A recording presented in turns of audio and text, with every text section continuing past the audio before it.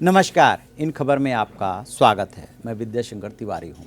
निर्भया के दोषी जो है अब क्यूरेटिव पिटीशन दायर करेंगे। इसके पहले रिव्यू पिटीशन अक्षय ठाकुर का आया था सुप्रीम कोर्ट के सामने, जिसे कि सुप्रीम कोर्ट ने खारिज कर दिया था।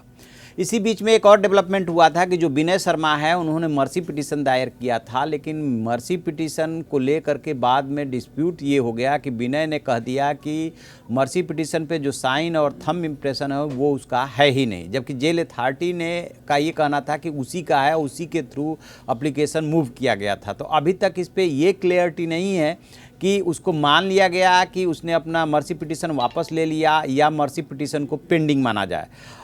यद्यपि दिल्ली सरकार और गृह मंत्रालय ने मर्सी पिटीशन को खारिज करने की सिफारिश कर दी थी और राष्ट्रपति के यहाँ से जो है ये औपचारिकता पूरी होनी थी कि मर्सी पिटीशन को एक्सेप्ट किया जा रहा है या टर्न डाउन किया जा रहा है, तो वो बात अपनी जगह पे है। लेकिन इस बीच जो तीन दोषी हैं उनका जो वकील है AP सिंह, उन्होंने कहा है कि अब जबकि रिव्यू पिटीशन खारिज हो गया है तो अब वो क्यूरेटिव पिटीशन दायर करेंगे। किसके तरफ से? तो उसमें जो है पवन है और विनय है और एक अक्षय हैं। मुकेश की तरफ से कोई अभी वो ऐसा वकील नहीं है जिसका बयान आया हो। मुकेश ही वो क्लीनर है, क्योंकि राम सिंह जो ड्राइवर था उसने तो सुसाइड कर लिया था। राम सिंह और मुकेश भाई भाई हैं। तो आप जानना चाहेंगे कि क्यूरेटिव पिटीशन क्या होता है। दरअसल क्यूरेटिव पिटीशन अदालत यानी कि सुप्रीम कोर्ट से दी जाने वाली एक तरह से, जैसे कोई बीमारी होती है उसको क्योर किया जाता है, इलाज किया जाता है, उपचार किया जाता है, वो एक उपचार है जिसमें कि थोड़ा उसका प्रोसेस बड़ा टफ है। टफ ये है कि जब आपके खिलाफ कोई फैसला आता है, आप रिव्यू पिटीशन दायर करते हैं, रिव्यू पिटीशन खारिज हो जाता है, तब आप इस क्यूरेटिव पिटीशन को आजमाते हैं। 2002 में सुप्रीम कोर्ट ने ही रूपा का मसला आया था, उसमें इसको इंट्रोड्यूस किया था कि हाँ ऐसा हो सकता है, किया जा सकता है। हालांकि याकूब मेमन के मामले में जो है इसको आजमाया गया था और मर्सी पिटीशन खारिज होने के बाद आजमाया गया था, लेकिन सामान्य तौर पे होता यही है कि पहले रिव्यू पिटीशन खारिज हो और फिर जो है क्यूरेटिव पिटीशन और उसके बाद मर्सी पिटीशन आजमाया जाए। यही बात AP सिंह ने बोली है कि रिव्यू पिटीशन खारिज हो जाने के बाद अब वो क्यूरेटिव पिटीशन दायर करेंगे और उसमें कोई उन्हें नहीं मिले, कोई राहत नहीं मिली, तब वो मर्सी पिटीशन में जाएंगे। तो खैर, तो क्यूरेटिव पिटीशन में होता क्या है कि आपको एक्स्ट्रा ऑर्डिनरी कुछ ऐसा चीज़ तथ्य रखना पड़ेगा जिससे कि ये लगे कि हाँ इस पे तो अदालत ने विचार ही नहीं किया, ये फैक्ट तो आया ही नहीं था सामने, या ये गवाह तो आया ही नहीं था सामने, लिहा और इससे मामले में बहुत बड़ा टर्न आ रहा है।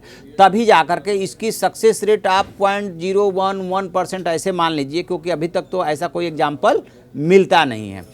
तो उसमें होता क्या है कि 3 सीनियर एडवोकेट से आप उसमें रिकमेंडेशंस लगवाते हैं अपने क्यूरेटिव पिटीशंस पे, और वो जो है जिस बेंच ने सुनवाई की है उसके अलावा 3 सीनियर जजों को भेजी जाती है, और वो लोग यदि राजी होते हैं बहुमत से तो फिर जो है उस पर सुनवाई होती है, अदरवाइज जो है उसको टर्न डाउन हो जाता है वो। तो अभी भी 3 सीनियर जज, फिर बेंच, उसके पहले 3 सीनियर एडवोकेट, तो न के बराबर ही गुंजाइश रहती है। थोड़ी बहुत मान लेते हैं कि कोई बहुत बड़ा ग्राउंड आ गया तब। तो इस मामले में अब इनके पास क्यूरेटिव पिटीशन का विकल्प बचा है, जिसको कि आजमाने जा रहे हैं। दोषियों के जो वकील हैं AP सिंह, उन्होंने साफ कर दिया है। एक मुकेश के पास अभी ऐसा, मुकेश की तरफ से कोई बयान नहीं आया है, चाहे वकील का चाहे उसके परिवार की तरफ से, कि वो क्या करेंगे। बाकी 3 की तरफ से आ रहा है कि AP सिंह ही मामले को देखेंगे। और AP सिंह ने एक और बात क्लियर कर दी है कि यदि क्यूरेटिव पिटीशन में जो कुछ भी राहत मिलती है नहीं मिलती है, उसके बाद वो मर्सी पिटीशन को आजमाएंगे, यानी कि राष्ट्रपति के पास जाएंगे। तो मतलब साफ है कि पहले curative petition then mercy petition आएगा, और अभी वक्त लगेगा निर्भया के दोषियों को फांसी के फंदे तक चढ़ाने में। इसके पहले क्या हुआ था कि हाई कोर्ट में भी जो एक है पवन गुप्ता, वो चला गया था कि जिस समय ये घटना हुई थी उस समय तो वो नाबालिग था। हाई कोर्ट ने हालांकि इस मामले को जो है टर्न डाउन कर दिया था, और जो वकील हैं AP सिंह, उन पर 25,000 का जुर्माना भी लगाया था कि ये मामला सुप्रीम कोर्ट में भी उठा था और सुप्रीम कोर्ट ने नहीं माना था, फिर आपने इस तथ्य को क्यों छिपाया। और हाई कोर्ट उसी दिन उनको AP सिंह को फ़ोन कराता रहा, मैसेज कराता है, लेकिन AP सिंह जो है टर्न अप नहीं हुए थे, इसलिए उन पर ये जुर्माना लगाया गया था। खैर, ये अदालती प्रोसेस है, जुर्माना लगता रहता है, बट अब इस मामले में ये है, आप कह सकते हैं नट से उसमें कि क्रक्स इसका कि अभी इसमें और टाइम लगेगा निर्भया के दोषियों को फांसी के फंदे पे चढ़ाने में, क्योंकि ये दो प्रोसेस की जिसकी बात कर रहे हैं एपी सिंह, वो मामले के खींचने की पूरी कवायद है। और उधर जो पटियाला कोर्ट में निर्भया के पेरेंट्स गए थे कि डेथ वारंट, जिसको कि ब्लैक वारंट भी बोलते हैं, जारी किया जाए, उसमें जो है उनको 7 दिन का मोहलत दी गई थी कि आप जो है जेल प्रशासन उनको नोटिस देके कहे कि जो जो उनके पास विकल्प है मर्सी पिटीशन का वो आजमा लें, तो वो उनको दिया गया है। लेकिन इसी बीच में ये डेवलपमेंट आ रहा है कि हम तो क्यूरेटिव पिटीशन दायर करेंगे। देखते हैं और कौन कौन सा वो दाव पेच आजमाते हैं, क्योंकि ये सब लिंगर ऑन करने के लिए हो रहा है। तो आप ऐसी खबरों के लिए देखते रहिए हमारा डिजिटल चैनल इन खबर। Thank you. इन खबर चैनल को सब्सक्राइब करें और बेल आइकन दबाना ना भूलें।